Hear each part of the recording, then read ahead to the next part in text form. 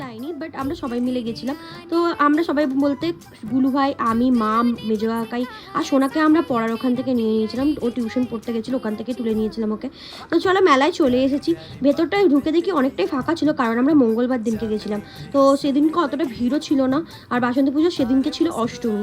তো এটা অনেক দিন আগেকারই ভিডিও করেছিলাম, কিন্তু অনেক লেট হয়ে গেল দিতে। তো ভেতরে ঢুকে দেখলাম অনেক কিছু চলছে এখনও। অবশ্য মেলাটা এখনও রানিং রয়েছে, প্রায় 15 দিনের মতো থাকবে। দেখো বাংলাদেশের ঢাকায় শাড়িগুলো এত সুন্দর লাগছিলো আমার, কি ভালো লেগেছে ওগুলো। তো আমিও অনেক কিছু কিনেছি। এখানে মেকাও ছিল, যেগুলো ফটো তোলা নিষিদ্ধ ছিল। দেখো এখানে শাড়িগুলো, আর এখানে দেখো কেক বানানো হচ্ছিলো এখানে নতুন করে। তো কেকগুলো বানানো দেখছিলাম আমি দাঁড়িয়ে দাঁড়িয়ে। আর এখান থেকে আমি দুটো পুতুল কিনে নিলাম, একটা সোনার জন্য আর একটা হচ্ছে আমার জন্য। তো এখানে ছিল পাঁশকুড়ার চপ, আর আমরা খেলাম পাও ভাজি। তো ভিডিওটি কেমন লাগলো অবশ্যই কমেন্ট করে জানিও। তো চলো টাটা।